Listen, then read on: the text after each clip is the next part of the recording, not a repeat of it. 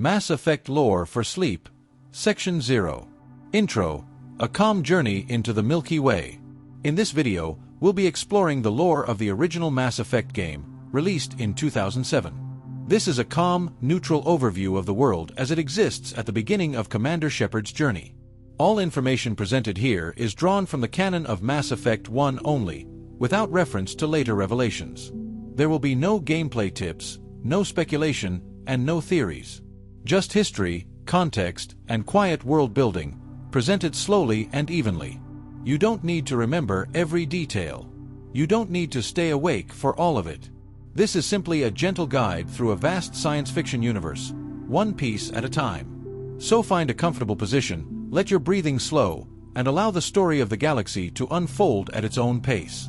Section 1. The state of the galaxy before Shepard. By the time Mass Effect begins, the Milky Way galaxy is already home to dozens of spacefaring species. For thousands of years, interstellar civilization has depended on a vast network of ancient technology known as the mass relays. These enormous structures allow ships to travel faster than light, linking distant star systems together.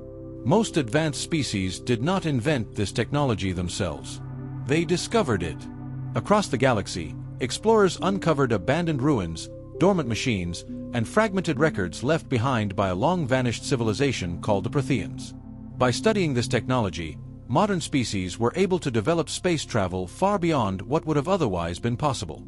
Over time, a loose but powerful system of governance emerged. At its center stands the Citadel, a massive space station located at a strategically important relay junction. From here, representatives of the galaxy's most influential species oversee diplomacy, trade, and law. This system is not perfect, but it has maintained relative stability for centuries. Three species dominate galactic politics at the start of the story. The Asari, known for their long lifespans and diplomatic influence. The Salarians, valued for their intelligence and rapid scientific advancement. And the Turians, respected for their disciplined military and role as galactic peacekeepers. Together, these species form the Citadel Council, which acts as the highest authority in known space. Beyond Council territory lie independent regions, lawless systems, and unexplored worlds, places where the Council's reach grows thin. While the galaxy appears orderly on the surface, tensions quietly persist. Old conflicts have left scars. Political rivalries simmer beneath polite diplomacy. And many species believe the Council serves its own interests first. It is into this carefully balanced, quietly uneasy galaxy that humanity has only recently arrived. Section 2. Humanity's first contact and early expansion. Humanity's entry into the wider galaxy is a relatively recent event. For most of its history, human civilization was confined to Earth and its nearby space. That changed in the late 21st century, when explorers discovered an inactive mass relay hidden beyond the edge of the Sol system. This relay, later identified as the Sharon Relay, was carefully studied and eventually activated. With that single discovery, humanity gained access to the same faster-than-light travel that had shaped galactic civilization for thousands of years. Human expansion accelerated rapidly. New colonies were founded. Distant systems were charted. And human technology advanced quickly through the study of recovered Prothean artifacts. This sudden growth did not go unnoticed. In the year 2157, human explorers encountered Turian forces near a developing colony world. The Turians, enforcing Council law, believed humanity had violated long-standing regulations by activating dormant relay technology without authorization. This brief but violent conflict became known as the First Contact War. Though it lasted only a few months, it left a lasting impression on both sides. For humanity, it was a harsh introduction to galactic politics and a clear demonstration that they were no longer alone. For the Turians, it revealed a new species that had advanced at an unusually fast pace. The conflict ended through diplomatic intervention, primarily led by the Asari. In the aftermath, humanity was formally introduced to the Citadel and the broader galactic community. Relations were tense at first. Many established species viewed humans as impulsive, ambitious, and impatient. Others saw them as adaptable, innovative, and surprisingly resilient. Despite lingering mistrust, humanity continued to expand. Human colonies spread across nearby systems, and Earth became a growing political and economic power within Citadel space. Within a few decades, humanity earned a seat on the Citadel as an associate species, a rare achievement for such a young civilization. By the time Mass Effect begins, humans are still newcomers. They are respected, but not fully trusted. Present, but not yet equal. And many in the galaxy are quietly watching to see what role humanity will ultimately play in the future of known space. Section 3. The Citadel and Galactic Government. At the center of galactic civilization stands the Citadel. The Citadel is an enormous space station of unknown age and origin. Like the mass relays, it was not built by any living species, but discovered already in operation. Its precise creators are unknown, though many believe it was constructed by the Protheans or their predecessors. Positioned at a key junction of the relay network, the Citadel serves as the political, economic, and cultural heart of known space. Millions of beings from dozens of species live and work within its vast wards. The station is divided into distinct regions, each serving a different purpose. The Presidium sits at the Citadel's core. This carefully maintained area houses embassies, government buildings, and the chambers of the Citadel Council. Surrounding it are the wards, densely populated districts where trade, industry, and daily life unfold. Though the Citadel appears open and cooperative, authority is tightly structured. At the top of this structure is the Citadel Council. The Council is composed of representatives from the three most influential species in the galaxy: the Asari, the Solarians, and the Turians. Together, they are responsible for maintaining galactic law, resolving disputes between species, and protecting the stability of interstellar civilization. Council decisions are guided by long-established precedent and a strong desire to avoid large-scale conflict. As a result, the Council often acts cautiously, favoring containment and diplomacy over rapid intervention. This approach has preserved peace for centuries, but it has also created frustration among species who feel unheard or marginalized. Beneath the Council are numerous subsidiary organizations. The Citadel Security Forces, known as CSEC, enforce local law and order. Various committees and bureaucracies manage trade regulations, immigration, and interspecies treaties. While the Citadel promotes unity, it is also a place of quiet tension. Political influence is unevenly distributed. Older species hold greater authority. Newer species, including humanity, must work carefully to earn trust and recognition. By the time Mass Effect begins, the Citadel stands as both a symbol of cooperation and a reminder of unresolved divisions. It is a place where the fate of entire civilizations can be decided, often behind closed doors and far from public view. Section 4. Mass Relays and Faster-than-Light Travel. Travel between the stars in Mass Effect is made possible by ancient machines known as mass relays. These colossal structures are scattered throughout the galaxy, usually positioned at the edges of star systems. Like the Citadel, they were discovered long before any current species achieved spaceflight. Mass relays function by manipulating an object's mass, allowing ships to accelerate beyond the speed of light without destroying themselves. When activated, a relay generates a powerful mass effect field, reducing the mass of anything passing through it to near zero. This allows vessels to travel vast distances almost instantaneously. There are two primary types of mass relays. Primary relays are capable of sending ships across enormous distances, often spanning large portions of the galaxy. Their destinations are fixed, and their activation is tightly regulated. Secondary relays operate on a smaller scale, linking nearby systems together. These are more commonly used for routine travel and commerce. Most species did not design this technology themselves. Instead, they learned to adapt to it. By studying relay construction and Prothean data caches, civilizations developed starships capable of safely interfacing with relay systems. However, the relays are not without danger. Their destinations are not always known in advance, and activating an unexplored relay can send a ship into hostile or unstable regions of space. Because of this risk, the Citadel Council enforces strict laws governing relay activation. Unauthorized use is considered a serious offense, one that can provoke military response. Despite these dangers, the relay network has shaped every aspect of galactic life. Trade routes, political borders, and military strategy all depend on relay access. Worlds near relays tend to prosper, while those farther away remain isolated or underdeveloped.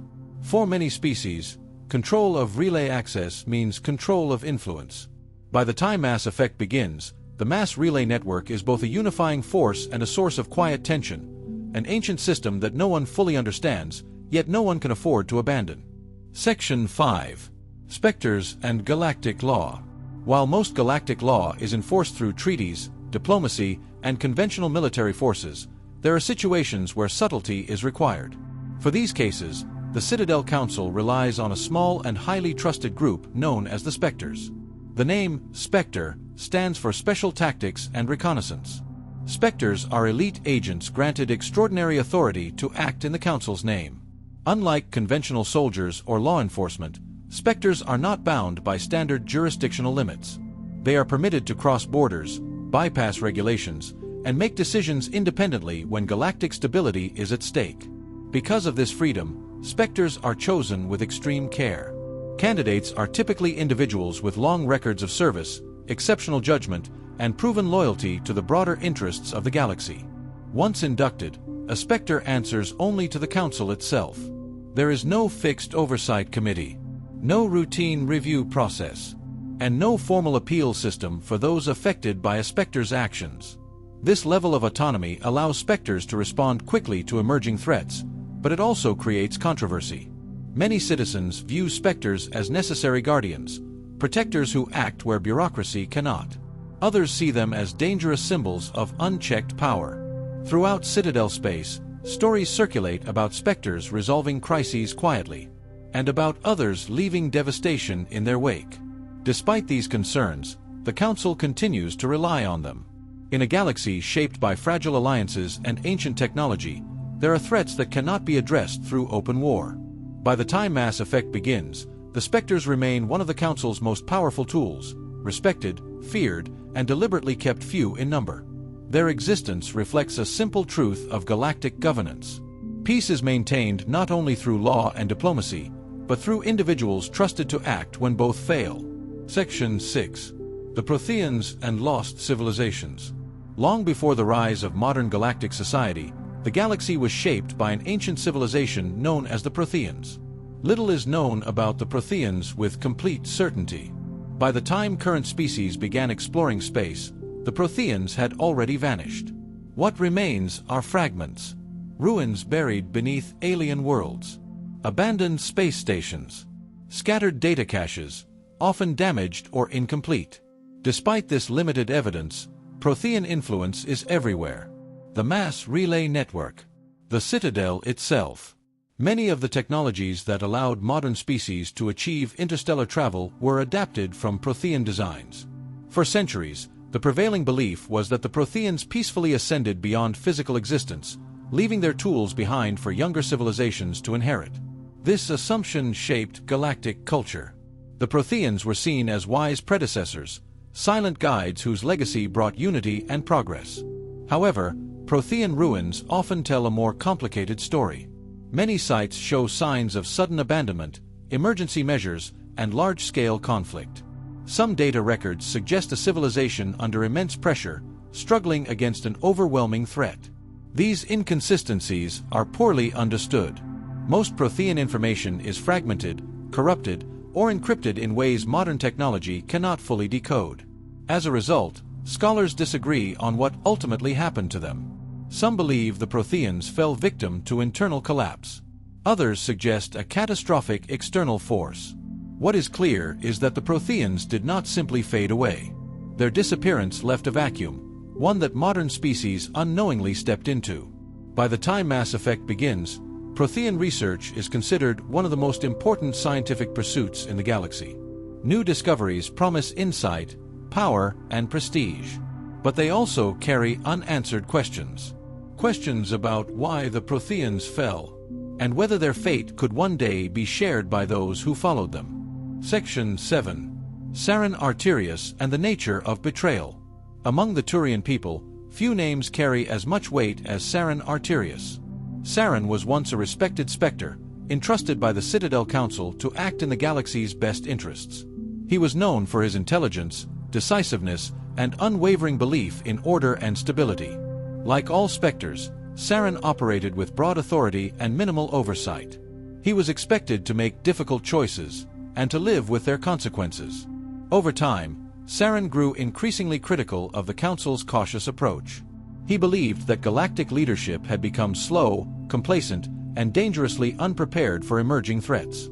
In his view, decisive action mattered more than political consensus. This philosophy set him apart from many of his peers. As tensions rose, reports began to surface linking Saren to questionable actions on the fringes of Citadel space. These incidents were often dismissed or quietly ignored, protected by his Spectre status and long record of service. However, evidence gradually suggested something more troubling. Saren appeared to be pursuing his own agenda, one that no longer aligned with the Council's authority or the laws he was sworn to uphold. For many in the galaxy, Saren's fall is a reminder of the risks inherent in unchecked power. Spectres are trusted to act independently, but that trust depends on the assumption of loyalty to the greater good. When that loyalty fractures, the consequences can ripple across entire civilizations. By the time Mass Effect begins, Saren stands at the center of a growing mystery. A former guardian of galactic stability, now suspected of threatening it. And as his actions unfold, they expose deeper questions about trust, authority, and the cost of believing oneself above the system meant to preserve peace. Section 8. Early Warnings and the Shadow of the Reapers. As events unfold in Mass Effect, fragments of a much larger threat begin to surface. These warnings do not arrive all at once. They appear gradually, through recovered data, ancient visions, and incomplete Prothean records. At the center of these discoveries is a recurring name, the Reapers. Very little is known about the Reapers at the start of the story. They are described in Prothean sources as immensely powerful machines, ancient beyond measure, and responsible for widespread destruction in the distant past. Most modern scholars dismiss these accounts as symbolic or exaggerated. The prevailing belief within the Citadel is that the Reapers are a myth, a misunderstood allegory created by the Protheans to explain their own collapse. Even when confronted with evidence, the Council remains skeptical. They argue that no confirmed physical proof of such beings exists, and that panic based on ancient legends could destabilize the galaxy. As a result, early warnings are downplayed or ignored. For those who uncover these fragments firsthand, the situation feels far more unsettling. Prothean messages suggest a cyclical pattern, civilizations rising, advancing, and then vanishing without clear explanation. Entire species appear to have disappeared, leaving behind ruins but no survivors. The implication is not of a single catastrophe, but of something recurring, something methodical, something patient. By the time Mass Effect begins, the truth remains obscured. The Reapers exist only as whispers in ancient data and half-remembered visions. Yet the shadow they cast is already present, not as an immediate invasion, but as a growing sense that the galaxy's long-held assumptions about safety and permanence may be dangerously incomplete. Section 9. Key Locations and Technologies of Mass Effect 1. As Commander Shepard's journey begins, several locations and technologies play an important role in shaping the events of Mass Effect. One of the most significant locations is Eden Prime. Eden Prime is a human colony world, selected for its stable environment and strategic importance. It represents humanity's hope for peaceful expansion within Citadel space. It is also one of the first places where evidence of deeper galactic threats begins to emerge. Another important location is the Normandy. The Normandy is a cutting-edge human warship, developed in cooperation with the Turians. It is designed for speed, stealth, and long-range exploration. Its experimental stealth systems allow it to avoid detection, making it ideal for reconnaissance and special operations. Technologically, the Normandy represents a turning point for humanity, proof that humans can contribute meaningfully to advanced galactic engineering. Across the galaxy, artificial intelligence and advanced virtual intelligences are widely used. Most civilizations rely on restricted forms of AI, carefully regulated to prevent loss of control. This caution stems from historical incidents in which synthetic intelligence has posed serious risks to organic life. As a result, most systems favor tightly constrained machine logic over true self-awareness. Weapons and defenses throughout the galaxy are similarly shaped by Mass Effect technology. Firearms use Mass Effect fields to launch projectiles at extreme velocities. Personal shields protect individuals by deflecting incoming fire through energy barriers. Even medical technology relies on Mass Effect principles, allowing for rapid treatment and recovery in hostile environments. Together, these locations and technologies form the backdrop of Mass Effect. They are not just tools or settings, but reflections of a galaxy built upon ancient discoveries, a civilization balancing progress, caution, and the unknown. Section 10. Alien species of the Milky Way. The galaxy of Mass Effect is shaped not by a single civilization, but by many. Each species brings its own history, values, and perspective, and each occupies a different place within Citadel society. One of the most influential species is the Asari. The Asari are known for their long lifespans, often living for over 1,000 years. This longevity allows them to accumulate vast experience, making them natural diplomats and political leaders. Asari society values patience, cooperation, and long-term thinking.